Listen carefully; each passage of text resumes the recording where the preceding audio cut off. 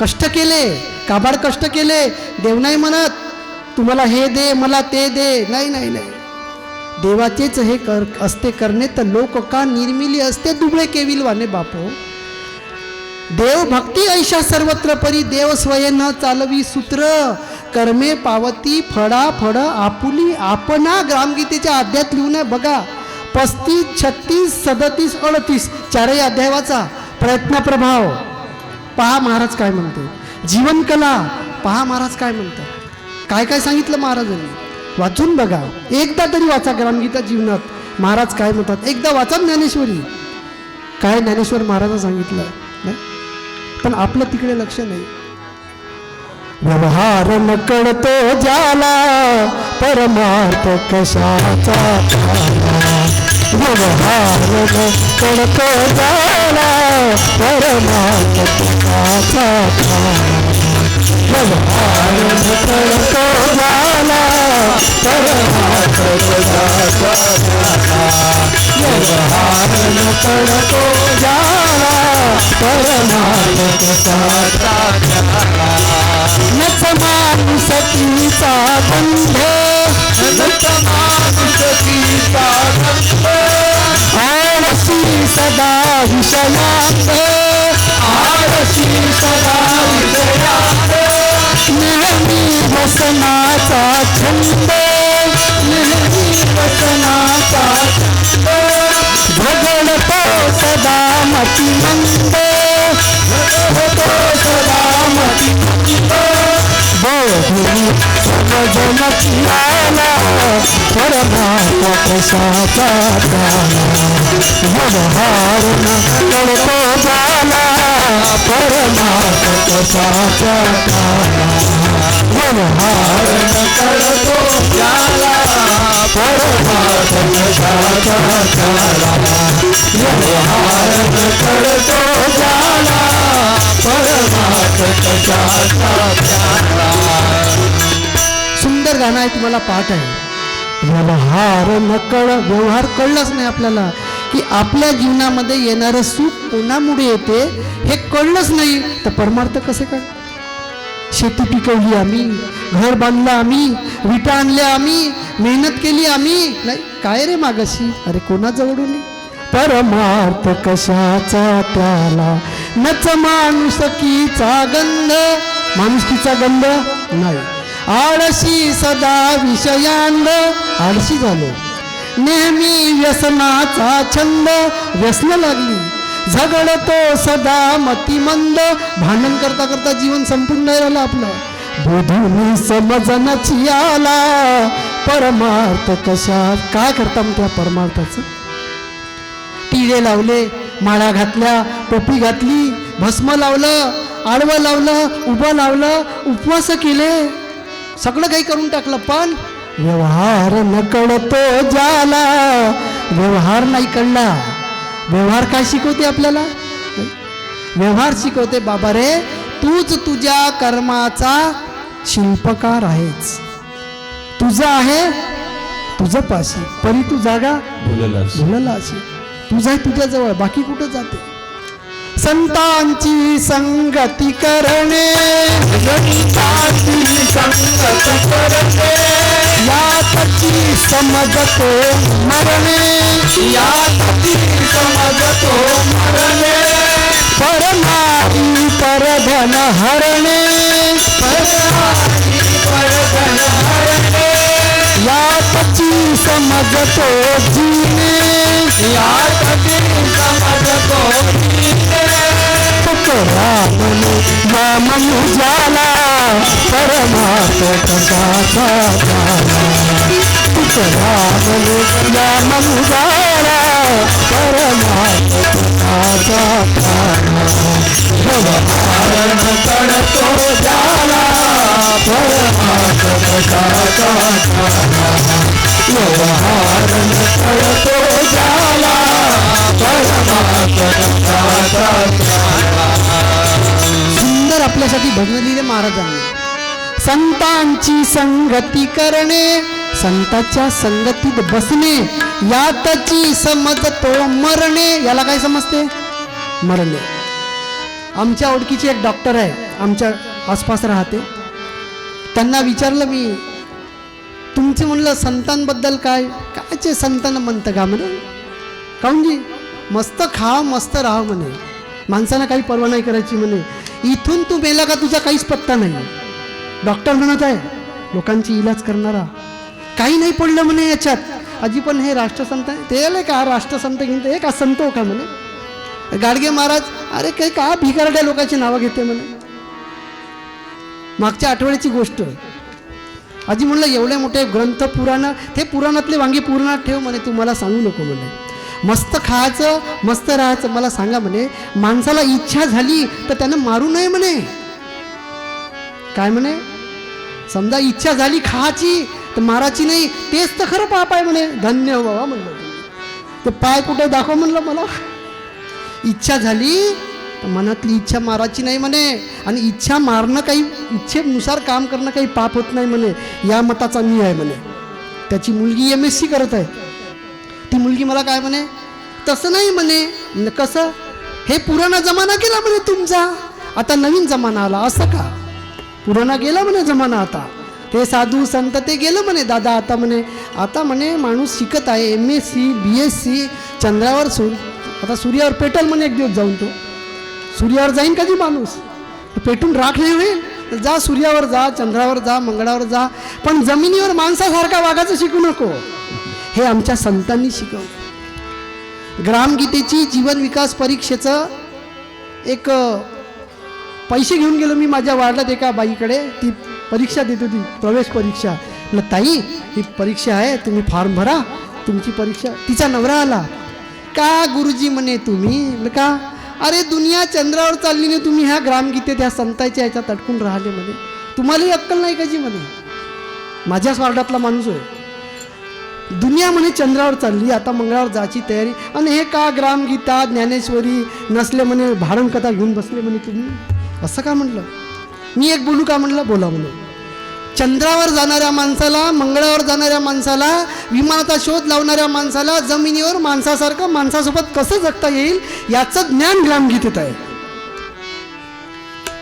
चंद्रावर जाता येते, मंगळावरही जाता येते बापू हो, नाही आकाशात तुम्ही फिरालही, पण या माणसाला, या माणसाच्या समाजात, या माणसाच्या भूमीत माणसाने माणसासारखं माणसासोबत कसं जगायचं हे शिकवण्याचं केंद्रस्थान विद्यालय फक्त संतांजवळ आहे. आणि हे ग्रामगीतेत शिकवलं. तुम्ही शिकून असाल तर देऊ नका म्हणलं परीक्षा. नाही, कुठं चाललो आपण, कुठे आपली वैचारिकता चालली बापो. काय रे मागशी अरे कोणा जवळून, तुझी आहे धनी त्रैलोक्याचा, ह्या त्रैलोक्याचा धनी आहे बाबा. संतांची संगत करणे यातची समजते मरणे. संतांची संगत करणे आजच्या काळात मूर्खपण आहे का जी. मूर्ख आहे म्हणते, मूर्ख आहे. हे देहारकर भाऊ, हे चौधरी काकाजी, हे जमदाडे काकाजी, हे बयाड झाले. नांद्याचे लोक शिव्या देते यांना, घुगुचे लोक आम्हाला शिव्या देते. पागल आहे म्हणते, उठसूट बसले गाडीत, पांढरे कपडे घालून की चालले. अरे चालले, यांना काही अक्कल नाही. अरे मस्त खाव प्याव मस्त राहाव. कोंबडी माणसासाठी, बकरू माणसासाठी, मच्छी कोणासाठी, माणसासाठी. हे सगळं आपल्यासाठी आहे म्हणे. इच्छा आली तर खाण्यात काही त्याचं पाप होत नाही म्हणे. वा वा डॉक्टर साहेब म्हणलं, अशा सुया टोचा म्हणलं तुम्ही लोकांना, बिमार करून ठेवा म्हणलं मेंदूने. अशा समाजात वावरणारे आपण सगळे लोक मेंदूने लोकांना बिमार करतो बापो. मेंदू बिमार होत आहे आपला, शरीर सुदृढ आहे, पण जीवन कसं जगायचं याची अक्कल नाही. तुची आहे धनी त्रैलोक्याचा, परनारी परधन हरणे यातची समजतो जीने.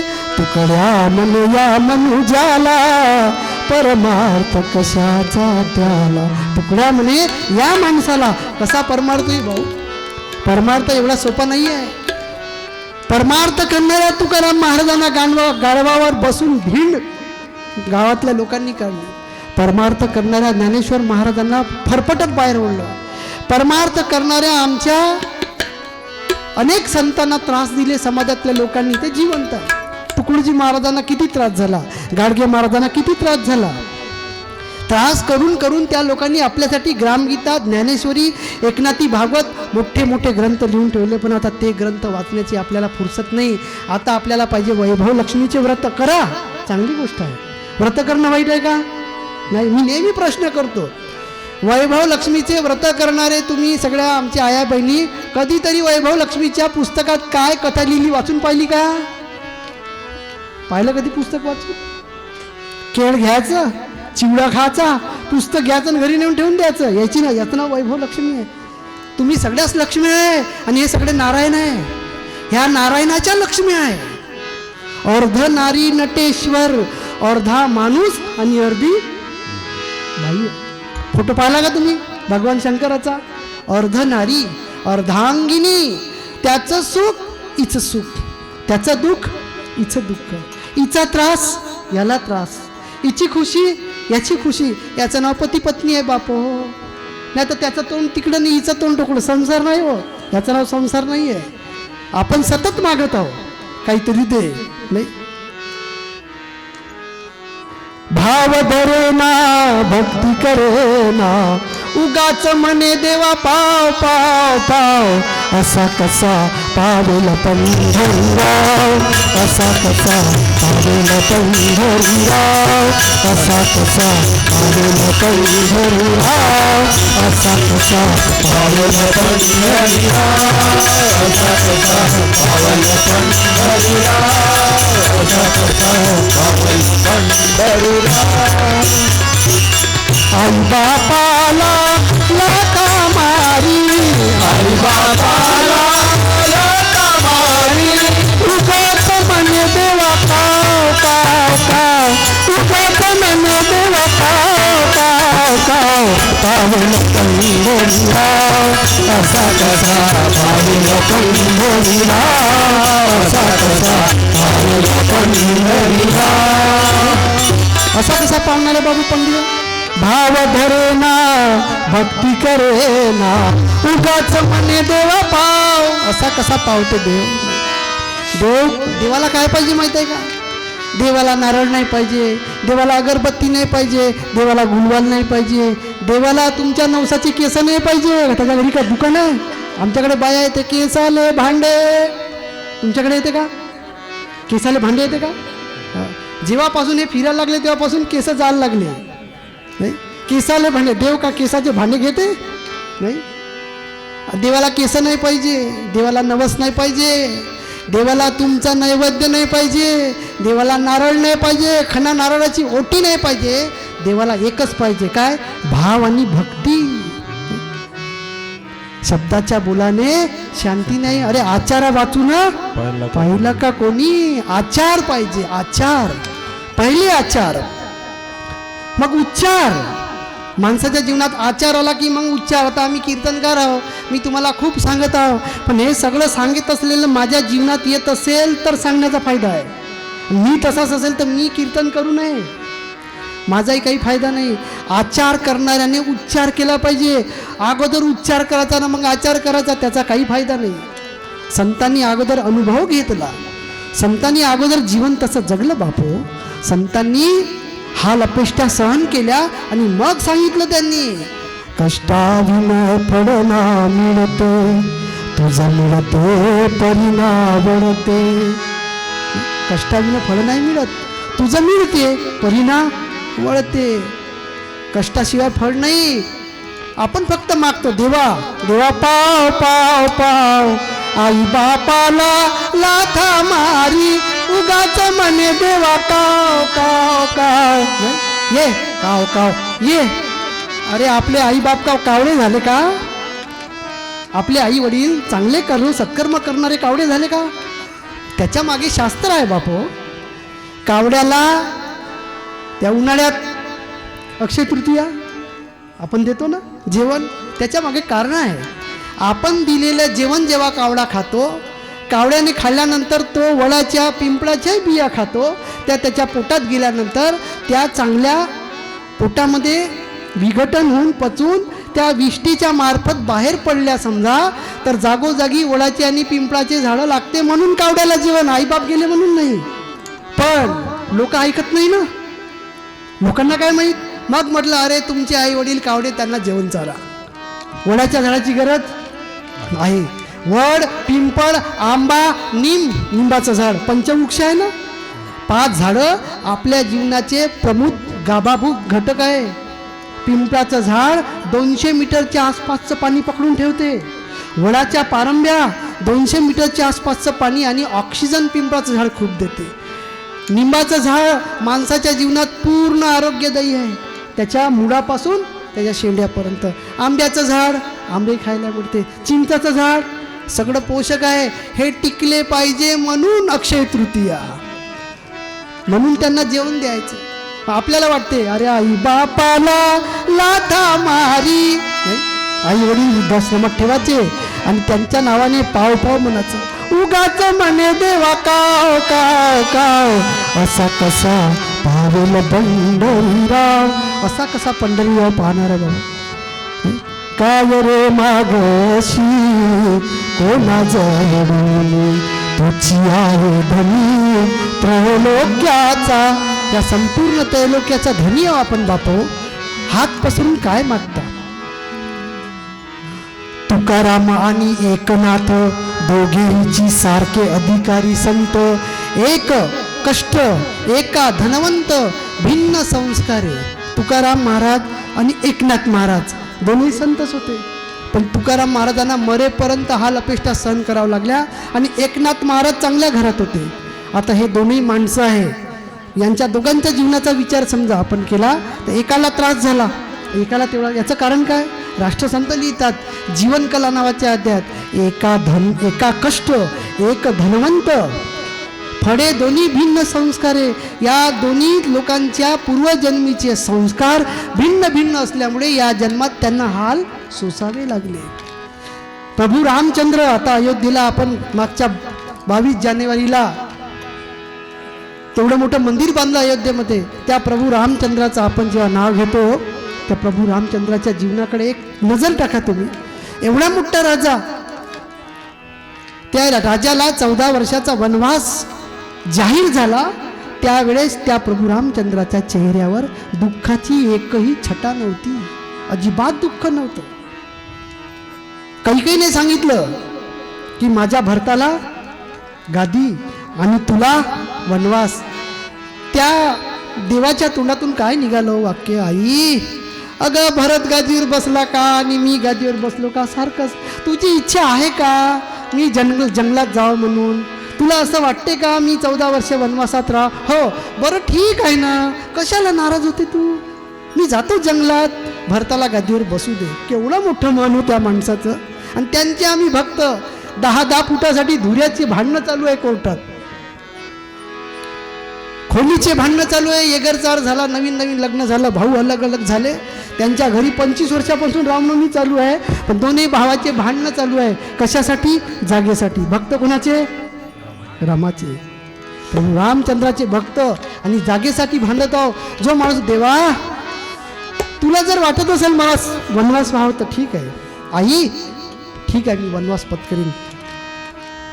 एवढंच नाही, ज्याचं लग्न झालं तो भाऊही मागे आला. त्याचं केवढं मोठं मन. त्याची अर्धांगिनी राजा जनक राजाची मुलगी. जनक मिथिला नगरीचा राजा, उत्तर भारत त्याच्या ताब्यामध्ये. तेवढ्या मोठ्या राजाची राजकुमारी, सुंदर सुकुमोल नाजूक मुलगी सीता माता आपल्या नवऱ्याच्या मागे मागे गेली. बापू केवढं मोठं मन होतं. आणि आमच्या जीवनात थोडंसं दुःख आलं का देवा, किती तुझी सेवा केली पण तू काही कामाचं नाही. आमच्याकडे एका जणाकडे गणपती होता, तर गणपती विसर्जन करायला गेले असताना शेनगावच्या तलावामध्ये तो गणपती विसर्जन करताना त्यांचा पुतण्या पाय घसरून पाण्यात बुडून मरण पावला.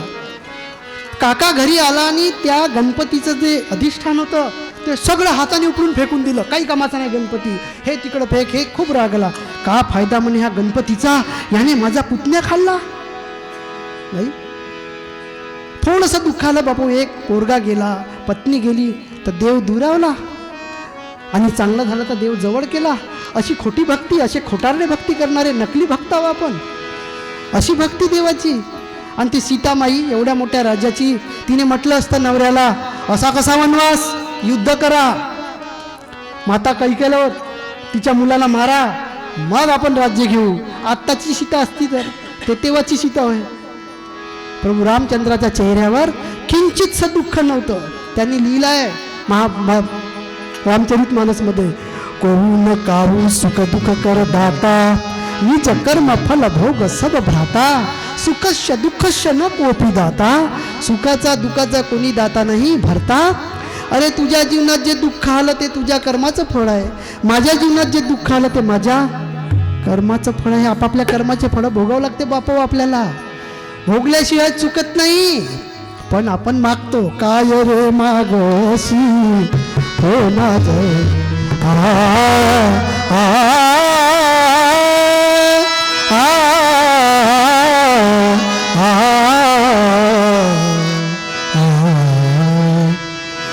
करम खोटे तो ईश्वर का, करम खोटे तो ईश्वर का, करम खोटे तो ईश्वर का, करम खोटे तो ईश्वर का, करम खोटे तो ईश्वर का, करम खोटे तो ईश्वर का. भजन गाने से क्या फायदा, भजन गाने से क्या फायदा, भजन गाने से क्या फायदा. किया परहेज नात छवि, किया परहेज नात छवि, तो दवा खाने से क्या फायदा, दवा खाने से क्या फायदा.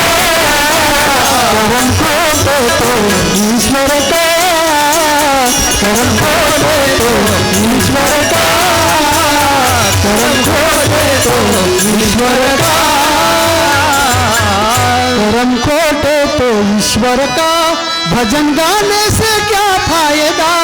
कर्म खोटे आहे, मग ईश्वराचं भजन गाऊन काय फायदा. देवा देवा हरिमुखे म्हणा, हरिमुखे म्हणा, रामकृष्ण हरी राम. कर्म खोटं आहे, का फायदा.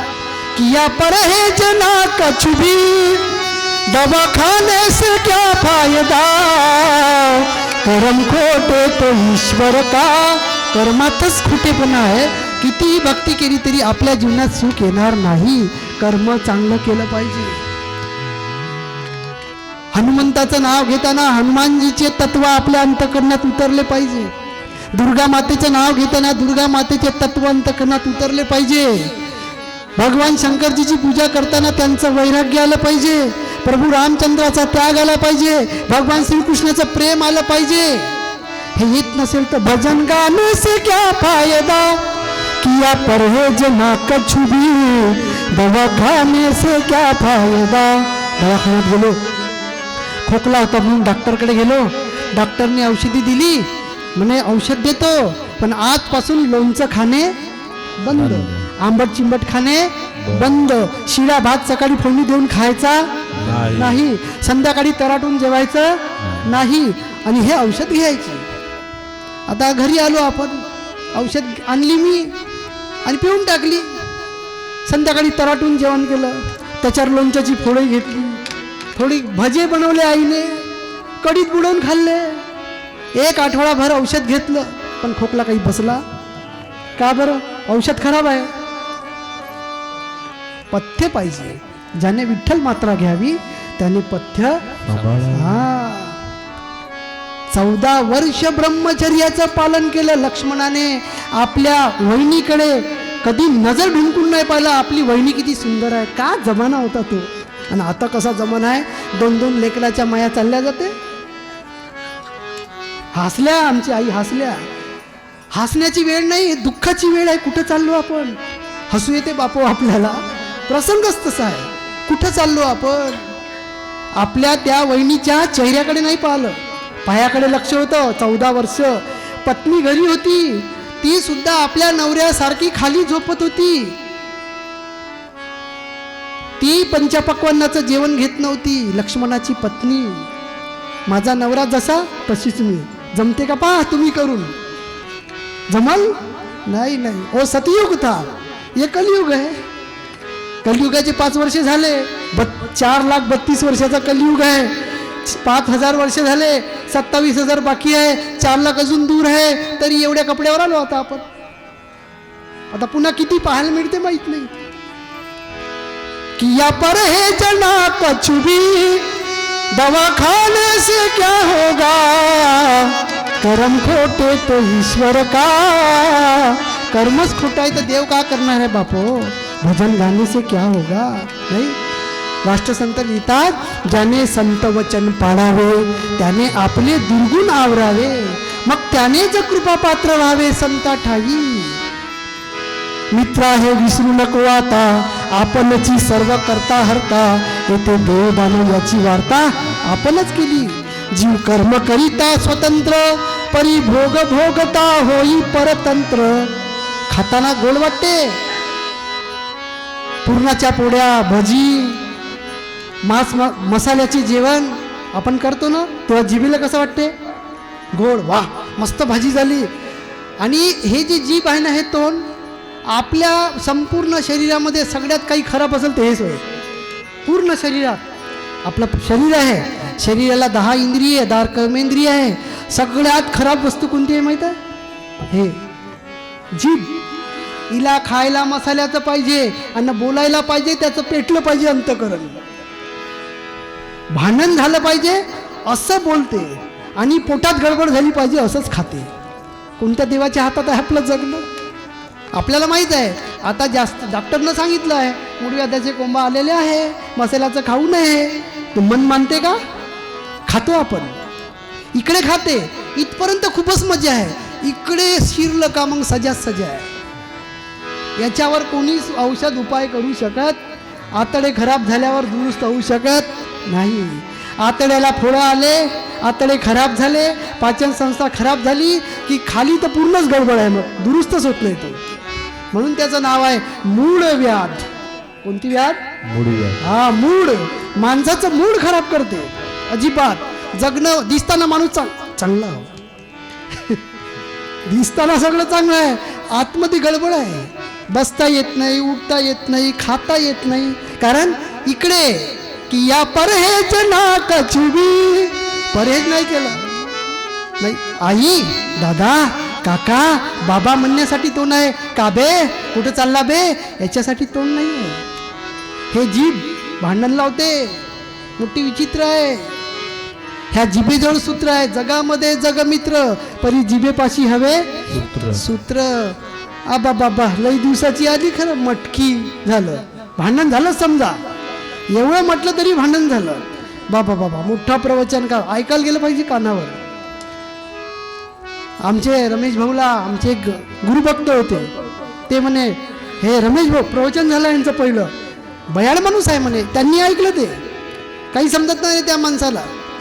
आता भयाड माणूस आहे, त्यांच्या कानावर आल्यावर त्या माणसाबद्दल या माणसाच्या मनात चांगली भावना असेल का वाईट असेल, होती की नाही वाईट. अरे या भाऊला चांगलं म्हणतो आजपर्यंत, तुम्हाला भयाड म्हणत आहे. हे जीभ आवरा बाबाजी असेल, भयाड पागल असेल. आपला भाऊ समजून घ्या, आपली बहीण समजून घ्या, आपला मुलगा समजून घ्या, आपली आई समजून घ्या. आई वडील म्हातारे होते, त्यांना टचकन बोलू नका. लवकरच चहा पाहिजे प्यासाठी, स्वयंपाक व्हायचाच आहे. म्हातारडा खेरडा खासाठी फडफडते. आवरा आवरा. एक दिवस आपलंही तसंच होणार आहे. एक दिवस आपल्याला त्यांना खायला तरी मिळत आहे बापो, आपल्याला ते मिळणार आहे. जीभ आवरा, हिला आवरा. ही खूप खराब आहे.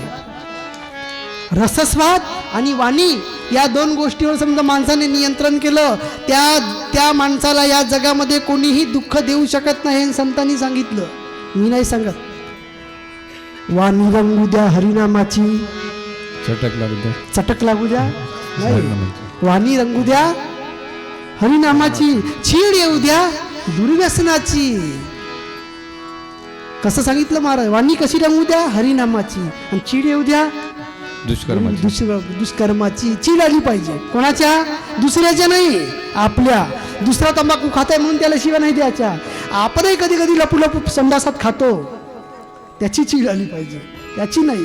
ओ चीड झुटी राह की अन्याय की अडून. ज्या दिवशी आपल्याला दुसऱ्याच्या दुर्गुणाची चीड येते, त्या दिवशी पक्क समजायचं की आपल्यातही दुर्गुण आहे. दुसऱ्याच्या दुर्गुणाची चीड कोणाला येते माहीत आहे का? जिथं ज्याच्याजवळ दुर्गुण राहते त्याला चीड येते. ज्याच्या अंतःकरणामध्ये सद्गुण आहे त्याला दुसऱ्याच्या दुर्गुणाची चीड येत नाही, त्याला त्याची दया येते. अरे अरे